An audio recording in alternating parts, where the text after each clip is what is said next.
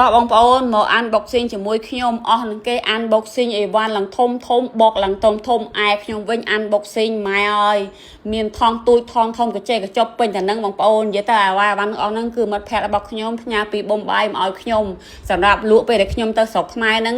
ហើយអីវ៉ាន់ហ្នឹងគឺផ្ញើតាមពូម៉ៅប្តីរបស់ខ្ញុំនឹងឯងម្ដងផ្ទះម៉ោង4ទៀតភ្លឺបងប្អូនពេលម្ដងមកម៉ៅជាទម្ងន់ដាក់ខ្ញុំអីវ៉ាន់ជួធ្ងន់ពេកហើយថែមទាំងគាត់អត់បានដេកទៀតមកយប់ទៅភ្លឺតែម្ដងមកយប់ទៅភ្លីមកជុំងុំថែមមួយថ្ងៃទៀតបងប្អូនវាឆ្ងាយពេក4 5 10ម៉ោងតរំទៅដល់ផ្ទះអញ្ចឹង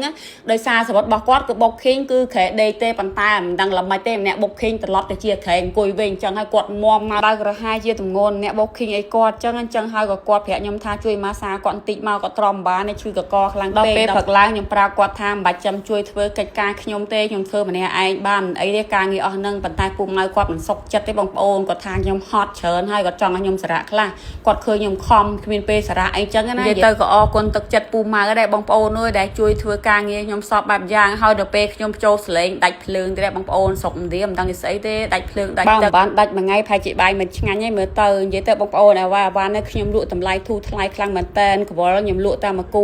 12000ទេអាធំអាទូច17000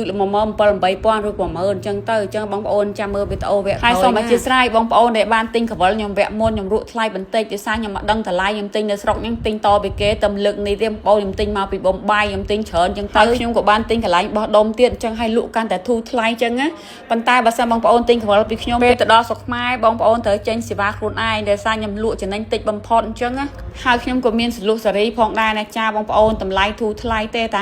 $59ទេប៉ុន្តែបើសិនបងប្អូនចង់យកទៅកាត់ខ្លួនឯងយកទៅស្បាយសេរីខ្ញុំលក់តែ$45តែប៉ុណ្ណោះនិយាយទៅសេរីនឹងគឺលក់ថ្លៃហើយក៏មានកាដូតិចតួជូន top fan របស់ខ្ញុំដែរបងប្អូនចំនួន20នាក់នៅពេលចូលឆ្នាំនៅពេលដែលខ្ញុំមកដល់ផ្ទះខ្ញុំនឹងនិយាយវីដេអូម្ដងទៀតហើយក៏អរគុណច្រើនបងប្អូនដែលខ្លាចជា top fan របស់ម៉ាក់សុកជាហើយឥឡូវនេះផងដែរគឺខ្ញុំកំពុងតែរៀបចំដាំបាយឲ្យពូម៉ៅញ៉ាំពូម៉ៅគាត់ចង់ញ៉ាំហូបឥណ្ឌាតែពូជាគាត់ចង់ញ៉ាំហូបខ្មែរហើយខ្ញុំសូមវល់ពូជាតែពូជាឥឡូវដាក់ស្កេតយល់ជាមួយពូម៉ៅទៅមួយថ្ងៃមហូបឥណ្ឌាមួយថ្ងៃមហូបខ្មែរទៅបើសិនជាឲ្យខ្ញុំធ្វើមហូបខ្មែរផងធ្វើមហូបឥណ្ឌាផង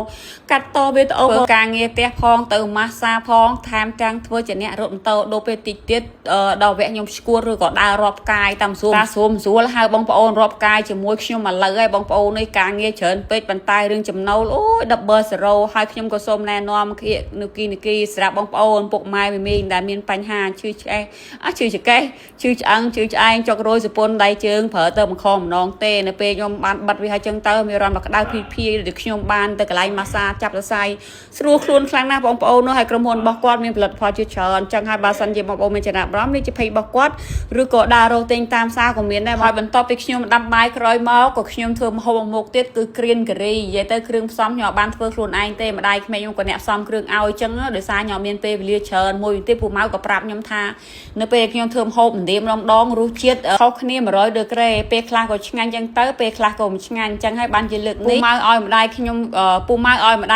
អីនិយាយមកខុសពូម៉ៅឲ្យម្ដាយក្មេងខ្ញុំផ្សំគ្រឿងជំនួសចឹងហើយបន្ទាប់ទៅខ្ញុំចាប់ដើមជៀនត្រីបងប្អូនជៀនដល់ផលិតហើយជាស្រេចហើយត្រីហ្នឹងត្រី10000ឆ្នាំ1000ឆ្នាំរបស់ម្ដាយក្មេងបងប្អូនអើយមិនដឹងជាគាត់បានត្រីមកពីណាបងប្អូនត្រីឡងតុនសាច់ពួកសាច់អស់លេងតែពូម៉ៅថាមិនអីទេជៀនទៅត្រីហ្នឹងគាត់ជាអ្នកញ៉ាំតែចង់បញ្ចប់នៅពេលត្រីឆ្អិនខ្ញុំជាអ្នកញ៉ាំសោះបងប្អូនពូម៉ៅគ្នាញ៉ាំបន្តិចទេអាយសុកជាវិញដេកស្បាប់លើតុកម៉ងឲ្យតែមានម្ហូបឥណ្ឌាអញ្ចេះហើយវីដេអូខ្ញុំក៏មានប៉ុណ្ណឹងដែរជម្រាបលាចាំជួបនឹងអូវគ្គក្រោយសូមអធិស្ឋានបងប្អូនបើសិនជាខ្ញុំចូលសលេង